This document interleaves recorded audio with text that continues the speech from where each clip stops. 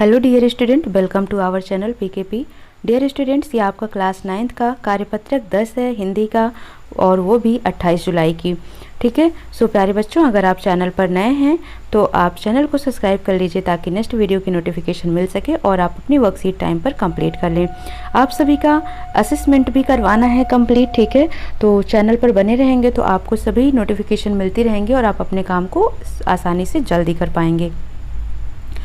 निम्नलिखित गद्यांश को ध्यानपूर्वक पढ़कर नीचे दिए गए प्रश्नों के उत्तर दीजिए। सज्जनों की संगति को सत्संगति कहते हैं। तो प्यारे बच्चों, यहाँ पर आपको क्या दिया हुआ है, प्रश्न दिए, गद्यांश दिया हुआ है जिसको पहले पढ़ना है, फिर कुछ प्रश्न दिए हुए हैं जिनके उत्तर करने हैं आपको। सज्जनों की संगति को क्या कहते हैं, सत्संगति कहा जाता है। सत्संगति दो शब्दों का योग होता है, सत और संगति। ठीक है। आप सभी क्या करते हैं, फटाफट इनको नहीं देखते हैं, आप आंसर्स पर जाकर स्क्रीनशॉट ले लेते हैं, जो कि बहुत गलत बात है। ठीक है। आप सभी को क्या करना है, इस तरीके से तैयारी करनी है कि कैसे भी आपको एग्जाम में अगर क्वेश्चंस मिलता है या आप अपनी नॉलेज को बिल्ड कर रहे हैं, ठीक है, घर पर बैठे, इसका ये मतलब नहीं कि आप अपने दिमाग को नहीं दौड़ाएं, आप अपने दिमाग को दौड़ाएं, ठीक है, लेकिन पढ़ाई के लिए। सज्जनों की संगति को सत्संगति कहा जाता है। सत्संगति दो शब्दों का योग है, सत और संगति, इन दो शब्दों को मिलाकर सत्संगति बनता है। सत्संगति का प्रभाव मानव जीवन पर अवश्य पड़ता है। सत्संगति मनुष्य के जीवन को ही बदल देती है। जो सत्संगति होती है उसका प्रभाव पड़ता है मानव के जीवन पर और उससे मनुष्य की जिंदगी बदल जाती है। मनुष्य अपने जीवन में सफल होगा या असफल, यह उसके भाग्य पर नहीं, उसकी संगति पर निर्भर करता है। ठीक है। जो लोग कहते हैं मेरा भाग नहीं, उनकी संगति कैसी है इस पर निर्भर करता है। महापुरुषों का सत्संग मानव का कल्याण करता है। यदि दुर्जन व्यक्ति भी सत्संग रूपी गंगा में स्नान कर ले तो फिर उसे दान, तीर्थ, तप आदि की आवश्यकता क्या ही है। ठीक है। यानी जो दुर्जन व्यक्ति होते हैं, दुष्ट व्यक्ति होते हैं, अगर वो भी भगवान का सत्संग करें तो गंगा में स्नान कर लें तो उनको दान, धर्म, तीर्थ, तप ये सब करने की क्या ही आवश्यकता है। सत्संग में होने वाला मरण भी मनुष्य का उद्धार कर देता है। मनुष्य बहुत सरलता से कुसंगति में पड़ जाता है ना, गलत रास्ते पर बहुत ही आसानी से वो चला जाता है, उसका कुप्रभाव बहुत ही तीव्रता से पड़ता है। ठीक है। जो गलत होता है तो उसका प्रभाव भी बहुत ही जल्दी पड़ना शुरू हो जाता है। अतः मनुष्य को सदैव सत्संगति में रहना चाहिए। सत्संग से ही रत्नाकार वाल्मीकि बने। तुलसीदास जी ने कहा है, बिनु सत्संग विवेक न होई। परमेश्वर भी संगति से प्यार होता है। परमेश्वर भी संगति से प्यार या प्राप्त होता है। यानी कि जो हमें ईश्वर की प्राप्ति होती है, परमेश्वर की प्राप्ति होती है, वो संगति से ही होती है, सत्संगति से ही होती है।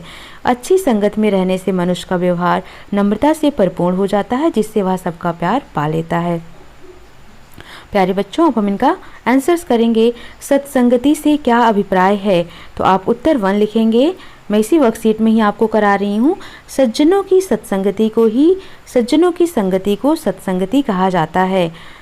ठीक है। तो आपको प्रश्न 1 का आंसर यहाँ से यहाँ तक लिखना है। क्वेश्चन क्या पूछा गया था, संगति से क्या अभिप्राय है, तो आपको सिर्फ लिख देना है, सज्जनों की संगति को सत्संगति कहा जाता है।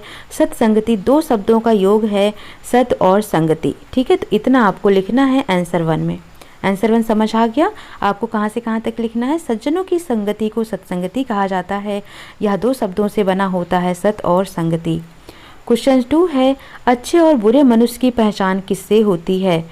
ठीक है। तो आपको इसका आंसर लिखना है,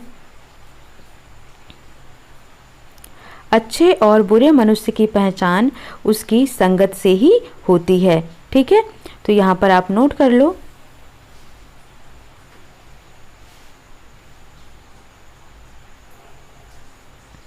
अच्छे और बुरे मनुष्य की पहचान उसकी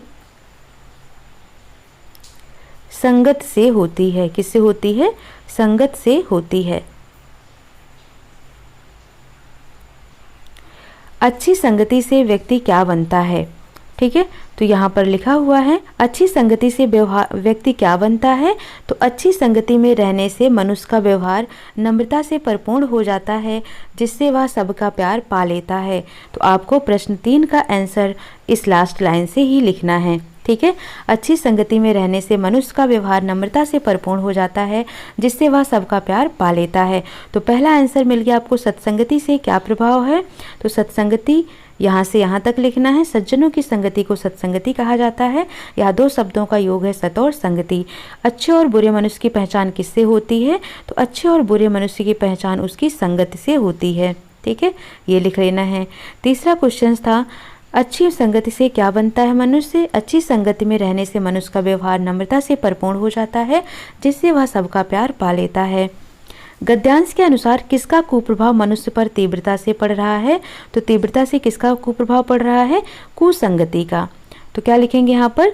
मनुष्य बहुत सरलता से कुसंगति में पड़ जाता है, उसका प्रभाव बहुत ही तीव्रता से पड़ता है। ठीक है, तो आपको आंसर नंबर 4 आपको लिख लेना है यहाँ से यहाँ तक। ठीक है, ये हो जाएगा।